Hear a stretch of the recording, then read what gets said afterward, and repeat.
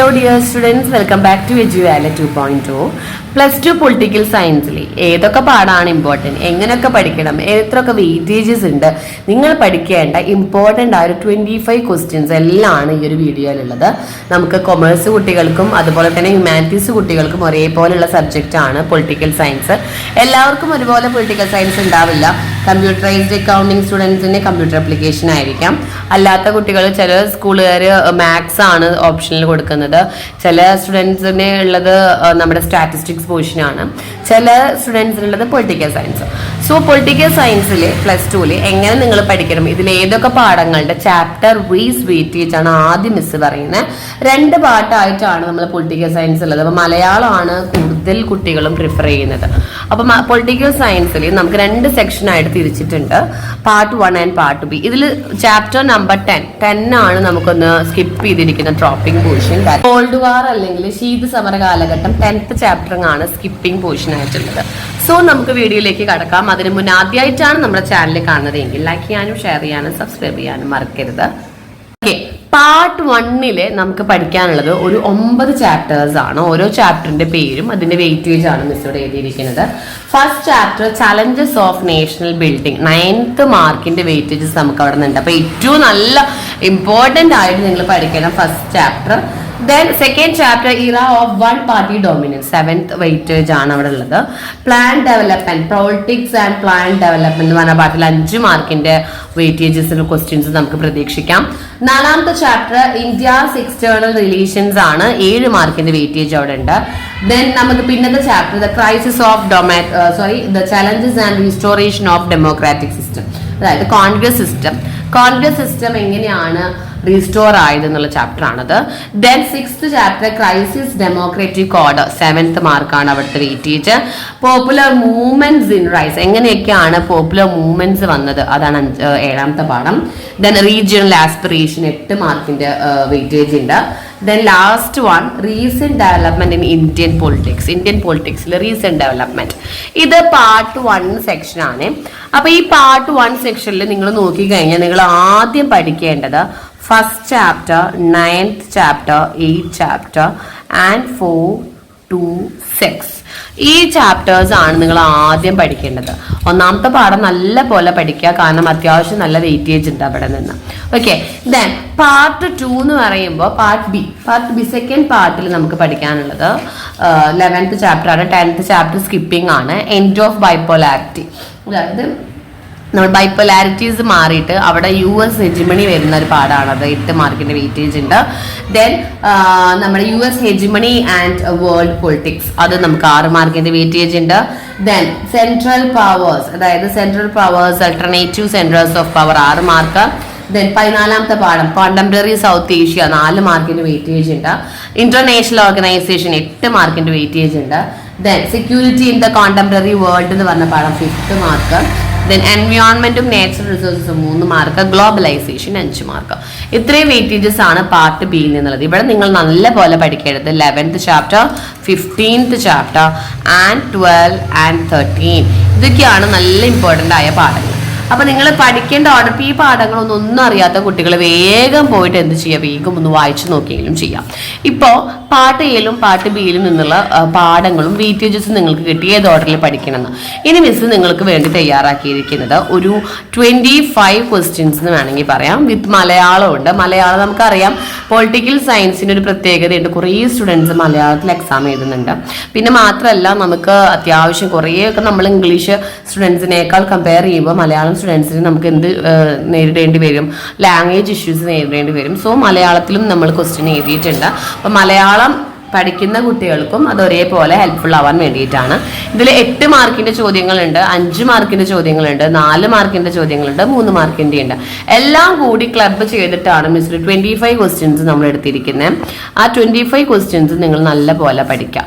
നമുക്ക് ഈ 25 ക്വസ്റ്റ്യൻസ് പഠിക്കാം. എങ്ങനെ പോയാലും നിങ്ങൾക്ക് ഡബിൾ പാസ് കിട്ടും. അതായത് ഒരു 80ൽ നിങ്ങൾക്ക് എങ്ങനെയും ഒരു 50 മാർക്സോളം നിങ്ങൾക്ക് റൗണ്ട് ചെയ്യാൻ പറ്റും. അങ്ങനെ അത്രയും ഇമ്പോർട്ടൻ്റ് ആയ ടോപ്പിക്കുകളാണ് ഓരോ ചാപ്റ്ററും. മിസ് ചാപ്റ്റർ വൈസ് ആണ് എടുത്തിരിക്കുന്നത്. ചോദിക്കുന്നത് ഒന്നാം പാഠം, രണ്ടാം പാഠം, മൂന്നാം പാഠം, അങ്ങനെ ഓർഡർ വൈസ് ആയിട്ടാണ് മിസ് ക്വസ്റ്റ്യൻ എടുത്തിരിക്കുന്നത്. ഏറ്റവും ആദ്യം നിങ്ങൾ പഠിക്കേണ്ടത് the challenges of new national building പാർട്ടീഷനും കോഴ്സസും ആണ്. അതായത് പുതിയ രാഷ്ട്രം, ഒന്നാം പാഠത്തിലത്തെ ക്വസ്റ്റ്യൻ ആണ്. അതിൽ പുതിയ രാഷ്ട്രം നേരിടേണ്ടി വന്ന എന്തൊക്കെ വെല്ലുവിളികൾ എന്താണ്, മെയിൻ ആയിട്ട് അതിൽ പാർട്ടീഷനും അതിന്റെ കോഴ്സൊക്കെയാണ് പഠിക്കേണ്ടത്. 8 മാർക്കിന്റെ പ്രോബ്ലം ആണ്. What are the challenges made by, പലതരം ചേഞ്ചസ് ഉണ്ട് നമുക്ക് അവിടെ നോക്കാൻ വന്നത്. ജനാധിപത്യം ഇഷ്യൂ ചെയ്യണം, പിന്നെ എങ്ങനെയാണ് ഡെമോക്രസി, യുണൈറ്റഡ് നേഷൻ, അതായത് നമ്മളെല്ലാ ഇന്ത്യയും കൂടി ഒറ്റ ഏകീകൃത രാഷ്ട്രം നിർമ്മിക്കുക എന്ന് പറയുന്നത് വളരെയധികം നല്ല വെല്ലുവിളിയായിരുന്നു. ദെൻ എങ്ങനെയാണ് സൊസൈറ്റി എന്ന ആകെ കൊളായി കിടക്കുകയാണ് അല്ലേ, അങ്ങനെ ഒരുപാട് വിഷയങ്ങൾ വന്നിട്ടുണ്ട്. പോരാത്തതിന് പാർട്ടീഷനും വിഭജനവും പാകിസ്ഥാന്റെ ഇഷ്യൂസും കുറേ കാര്യങ്ങൾ വന്നിട്ടുണ്ട്. അതൊക്കെ നോക്കാം. 8 മാർക്കാണ്. അത്രയും നല്ല പോയിന്റുകളും എക്സ്പ്ലനേഷനോട് ആവശ്യമാണ്. രണ്ടാമത്തതാണ് Congress party dominance in the first 3 years of general election. 3 general election, അതായത് 3 ഇലക്ഷൻസ് നടന്നു. ഫസ്റ്റത്തെ 3 ഇലക്ഷനിലും നമ്മൾ ഇന്ത്യ ഡെമോക്രാറ്റിക് ആയ ശേഷം 3 ഇലക്ഷനിലും നമ്മൾ ജയിച്ചത് കോൺഗ്രസ് പാർട്ടി ആയിരുന്നു. അതിന്റെ റീസൺ, എങ്ങനെയാണ് കോൺഗ്രസ് പാർട്ടി ഡോമിനൻസ് വന്നത്, സെക്കൻഡ് ചാപ്റ്റർ ആണ്. 3 തരത്തിലും കോൺഗ്രസിന്റെ മേധാവിത്വത്തിലെ കാരണങ്ങളാണ് പഠിക്കേണ്ടത് കേട്ടോ. ദെൻ നിങ്ങൾ അത് 5 മാർക്കിന്റെ ക്വസ്റ്റ്യൻ ആണ്. പിന്നീട് models of development and revolution, അത് നമുക്ക് 3rd ചാപ്റ്റർ ആണ്. അത് 3 മാർക്കിന്റെ പോർഷൻ ആണ്. 3 തരം മോഡലുകളാണ് അതിൽ പറഞ്ഞിട്ടുള്ളത്. അതായത് എങ്ങനെയാണ് നമ്മുടെ രാഷ്ട്രം ഡെവലപ്പ് ആവേണ്ടത്, 3 തരം ഉണ്ടായിരുന്നു നമുക്ക്. പിന്നെ എറ ഓഫ് സെക്കൻഡ് ചാപ്റ്ററിലാണ് നമ്മുടെ ഇത് കിടക്കുന്നത്, കോൺഗ്രസ് പാർട്ടിയുടെ ഡോമിനൻസ് കിടക്കുന്നത്. അത് നല്ല രീതിയിൽ നോക്കേണ്ട ക്വസ്റ്റ്യൻ ആണ് കേട്ടോ. 5 മാർക്ക് ചിലപ്പോൾ 8 മാർക്കിലേക്കും പോകാനുള്ള ചാൻസസുകൾ ഉണ്ട്. പിന്നെ നമുക്ക് ഇവിടെ മോറൽസ് ഓഫ് ഡെവലപ്മെന്റ് എന്ന് പറയുന്നത് വികസന മാതൃകകൾ എങ്ങനെയാണ്, മുതലാളിത്തം വേണം, സോഷ്യലിസ്റ്റ് വേണം എന്നൊക്കെയുള്ള ക്വസ്റ്റ്യൻ ആണ് കേട്ടോ അവിടെ. ദെൻ 4ാമത്തേതാണ് നമ്മുടെ ഫസ്റ്റ് ആൻഡ് സെക്കൻഡ് 5 year പ്ലാൻസുകളെ കുറിച്ച് പഠിക്കണം. 1ാം പഞ്ചവത്സര പദ്ധതിയും 2ാം പഞ്ചവത്സര പദ്ധതിയെ കുറിച്ച് പഠിക്കുക. 5 മാർക്കിന്റെ ക്വസ്റ്റ്യൻ ആണ്. നെഹ്റുവിന്റെ ഫോറിൻ പോളിസിയുടെ ഒബ്ജക്റ്റീവ്സ്, അതായത് വിദേശ നയത്തിന്റെ ലക്ഷ്യങ്ങൾ എന്തൊക്കെയായിരുന്നു. നമ്മുടെ ജവഹർലാൽ നെഹ്റു ആയിരുന്നു ഫോറിൻ പോളിസി കൊണ്ടുവന്നത്. അപ്പൊ അദ്ദേഹം മുന്നോട്ട് വെച്ച ലക്ഷ്യങ്ങൾ ആ പാഠത്തിൽ നമ്മൾക്ക് പറഞ്ഞിട്ടുണ്ട്. നെക്സ്റ്റ് ചാപ്റ്റർ ആണ്. അതിൽ തന്നെയാണ് ന്യൂക്ലിയർ പോളിസി, ആണവ കരാറിനെ കുറിച്ച് പഠിക്കണം. Then causes and consequences of Indo China വാർ, അതായത് ഇൻഡോ ചൈന വാറിന്റെ കോൺസിക്വൻസസ്, അതായത് കാരണങ്ങളും അനന്തരഫലങ്ങളും എന്തൊക്കെയായിരുന്നു. 5 മാർക്കിന്റെ ക്വസ്റ്റ്യൻ ആണ്. നന്നായിട്ട് പഠിക്കുക. ഈ ടോപ്പിക്കുകളൊക്കെ നന്നായി നോക്കേണ്ടത് കേട്ടോ. Then circumstances that led to the split of Congress in 1969. Congress split ആവാൻ, പിളർക്കാനുള്ള കാരണം എന്തൊക്കെയായിരുന്നു. അതായത് ഇന്ദിരാഗാന്ധി ഗവൺമെന്റ് വന്ന ശേഷമുള്ള പാർട്ടികളും വിഭജിച്ചതും ഒക്കെയാണ് അതിൽ പറയുന്നത്. നല്ല പോലെ ഒരു കഥ പോലെ നിങ്ങൾ അതിന് പഠിക്കാം. Then reasons for Janata party government, അതായത് ജനതാ പാർട്ടി വന്നിട്ടുണ്ടായിരുന്നു, അത് പിന്നീട് എന്തുകൊണ്ടാണ് ഫെയിലിയർ ആയത്, അതിന്റെ കാരണങ്ങൾ പഠിക്കണം. ദെൻ കോസസ് ഓഫ് നേഷൻ, അടുത്ത വെരി ഇമ്പോർട്ടൻറ്റ് ക്വസ്റ്റ്യൻ ആണ്. It's very important. 8 മാർക്കിന് ചോദിക്കുന്ന 2-3 ചോദ്യങ്ങൾ. ഒന്ന് ഫസ്റ്റ് ചാപ്റ്ററിലത്തെ ക്വസ്റ്റ്യനും, രണ്ടാമത്തത് എമർജൻസി ഡിക്ലറേഷൻ ഓൺ ഇന്ത്യ 1975. എന്തുകൊണ്ടാണ് 1975 നമ്മൾ ഇന്ദിരാഗാന്ധി ഗവൺമെന്റ് ഉള്ളപ്പോഴാണ് ആദ്യമായിട്ട് ഡിക്ലറേഷൻ എമർജൻസി ആയിട്ട് ഡിക്ലെയർ ചെയ്തത്. അതായത് അടിയന്തരാവസ്ഥ എന്നാണ് നമ്മൾ പറയാ. അടിയന്തരാവസ്ഥ നമുക്കിപ്പോൾ അടുത്ത് പ്രഖ്യാപിച്ചിരുന്നു കൊറോണ കാലഘട്ടത്തിൽ, കോവിഡ് കാലഘട്ടത്തിൽ അടിയന്തരാവസ്ഥ പ്രഖ്യാപിച്ചിരുന്നു. അതേപോലെ എമർജൻസി ഡിക്ലറേഷൻ 1975 ഫസ്റ്റ് വൺ. അതിന്റെ കാരണങ്ങൾ അത് ആ പാഠം മൊത്തം നിങ്ങൾ എഴുതി വെച്ചാലും കുഴപ്പമില്ല. ഓക്കെ. ദെൻ നിങ്ങൾ കുറച്ച് ചിപ്കോ മൂവ്മെന്റ്സ്, കുറച്ച് പൊളിറ്റിക്കൽ ഇഷ്യൂസുകൾ പഠിക്കണം. ചിപ്കോ മൂവ്മെന്റ് എന്താണ്, 4 മാർക്കിന് പഠിക്കണം. അതിൽ തന്നെ ആന്റി അറാഖ് മൂവ്മെന്റ്, ചാരായ വിരുദ്ധ പ്രസ്ഥാനം എന്താണ്, നർമ്മദ ബച്ചാവോ ആന്തോളൻ അതെന്താണ്, ഇതൊക്കെ ഓരോ പ്രസ്ഥാനങ്ങളായിരുന്നു. ആ ഒരു ചാപ്റ്ററിലെ ഏറ്റവും മെയിൻ ആയിട്ടുള്ളതാണ് ഈ 3 ദെൻ കാശ്മീർ ഇഷ്യൂ 8 മാർക്കിന് പഠിക്കണം. External ഡിസ്പ്യൂട്ടും internal കോസസും.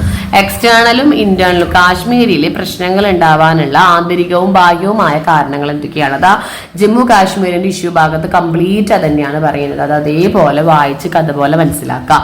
Then Punjab Accord എന്താണെന്നും അതിന്റെ നിബന്ധനകൾ എന്താണെന്നും ഒരു 3 മാർക്കിലും സെപ്പറേറ്റ് ചോദിക്കും. അതിന്റെ കൂടെ നമ്മളോട് ചോദിക്കാറുള്ളത് പഞ്ചാബിന്റെ ക്രൈസിസ് എങ്ങനെയാണ് നമ്മൾ ഓവർകം ചെയ്തത്, അത് 8 മാർക്കിന്. അപ്പൊ ഇതിലും പഞ്ചാബ് അക്കോർഡ് വരുന്നുണ്ട്, പഞ്ചാബ് ഉടമ്പടി ഇതിലും വരുന്നുണ്ട്, അതിലും വരുന്നുണ്ട്. 2 രീതിയിൽ പഠിക്കാം. ദെൻ നോർത്ത് ഈസ്റ്റ് റീജിയന്റെ ഇഷ്യൂസ് ഏതൊക്കെയായിരുന്നു, 6 മാർക്കിന്റെ ചോദ്യമാണ്. വടക്ക് കിഴക്കൻ പ്രദേശങ്ങളിലെ പ്രധാന പ്രശ്നങ്ങൾ. അപ്പൊ 17 ക്വസ്റ്റ്യൻസ് ആണ് പാർട്ട് എയിൽ നിന്ന് എടുത്തിരിക്കുന്നത്. ഇനി പാർട്ട് ബിയിൽ നിന്ന് നോക്കുകയാണെങ്കിൽ disintegration of Soviet union, Soviet union എങ്ങനെയാണ് ശിഥിലീകരിച്ചത്, അതിന്റെ കാരണങ്ങൾ 8 മാർക്കിന്റെ ചോദ്യമാണ്. അപ്പൊ 8 മാർക്കിന്റെ ചോദ്യങ്ങളൊക്കെ നല്ല പോലെ നോക്കാം കേട്ടോ. ദെൻ ഹെജിമനി എന്ന് പറഞ്ഞാൽ എന്താണ്, ഈ മേധാവിത്വം എന്ന് പറഞ്ഞാൽ എന്താണ്, അതിന്റെ 3 ആസ്പെക്റ്റുകൾ എന്താണ്, ആസിയാൻ കരാറും അതിന്റെ 3 പില്ലേഴ്സും കുറിച്ച് 5 മാർക്കിന് പഠിക്കാം. ദെൻ ഐക്യരാഷ്ട്ര സംഘടനയും ലക്ഷ്യങ്ങളും UN ആൻഡ് ഒബ്ജക്റ്റീവ്സ് പഠിക്കാം. ഗ്ലോബലൈസേഷനും അതിന്റെ കോൺസിക്വൻസസും. ഇതാണ് മിസ് ആ ഒരു പാർട്ടിയിൽ നിന്ന് മാത്രം എടുത്തിട്ടുള്ളൂ കേട്ടോ, വരാറുണ്ട് ക്വസ്റ്റ്യൻ. ദെൻ ഏതെങ്കിലും 5 ത്രെഡ്സ്, അതായത് കൺസെപ്ഷൻ, ട്രഡീഷണൽ കൺസെപ്ഷന്റെ ഏതെങ്കിലും 5 ത്രെഡ്സുകൾ, 5 തന്നെ നമുക്ക് പഠിക്കാറുള്ളൂ, 5 എണ്ണം എഴുതണം. Then development strategies adopted by China in order to alternate its centre become an alternative centre ആകാൻ വേണ്ടിയിട്ട് നമ്മുടെ ചൈന അഡോപ്റ്റ് ചെയ്ത സ്ട്രാറ്റജീസ് എന്തൊക്കെയായിരുന്നു. ഇത്രയാണ് നമുക്ക് ഒരു 24 ക്വസ്റ്റ്യൻസ് ആണ് എടുത്തിട്ടുള്ളത്. അപ്പോൾ ഈ 24 ക്വസ്റ്റ്യൻസ് നിങ്ങൾ എങ്ങനെയും പഠിക്കാം. ഓക്കെ, നല്ല രീതിയിൽ പഠിക്കേണ്ടതാണ്. മലയാളം സ്റ്റുഡൻസും ഇംഗ്ലീഷ് സ്റ്റുഡൻസും, അതായത് 2 ലാംഗ്വേജിൽ എഴുതുന്ന കുട്ടികളും പൊളിറ്റിക്കൽ സയൻസ് 25 ക്വസ്റ്റ്യൻസ് എങ്കിലും പഠിക്കാനായിട്ട് ശ്രദ്ധിക്കുക. ദെൻ നിങ്ങൾ പാഠം പഠിക്കുമ്പോൾ മിസ് പറഞ്ഞ ഓർഡറിൽ പഠിക്കുകയാണെങ്കിൽ ഒന്നും കൂടി നല്ല വെയിറ്റേജ് ഉള്ളതാണ്. നിങ്ങൾക്കെന്ന് പറയുമ്പോൾ 5 മാർക്ക്, 4 മാർക്ക്, 8 മാർക്ക്, അതിൻ്റെ അപ്പുറത്തേക്ക് നല്ല ഇതിൽ മാർക്ക് കിട്ടാനും എളുപ്പമാണ്. ഒരു കഥ പോലെ പഠിച്ചാൽ മതി. അതേപോലെ തന്നെ മാർക്ക് പോവാനും സുഖമാണ്. സോ എല്ലാ ചാപ്റ്ററും വായിച്ചു നോക്കണം. അതിന് മുന്നായിട്ട് നിങ്ങൾ എന്ത് പഠിക്കാം, ഈ ഓർഡറിൽ നിങ്ങൾ ചാപ്റ്റർ വൈസ് ടോപ്പിക്കുകളൊക്കെ ഒന്ന് കവർ ചെയ്യാനായിട്ട് ശ്രദ്ധിക്കുക. ഓക്കെ ഡിയർ സ്റ്റുഡൻസ്, അപ്പോൾ നിങ്ങൾക്ക് വീഡിയോ ഹെൽപ്ഫുൾ ആയെന്ന് വിചാരിക്കുന്നു. വീഡിയോ ഹെൽപ്ഫുൾ ആയെങ്കിൽ നിങ്ങൾ ലൈക്ക് ചെയ്യാനും ഷെയർ ചെയ്യാനും നിങ്ങളുടെ ഫ്രണ്ട്സിനൊക്കെ അയച്ചു കൊടുക്കാനും മറക്കരുത്. Okay, thank you.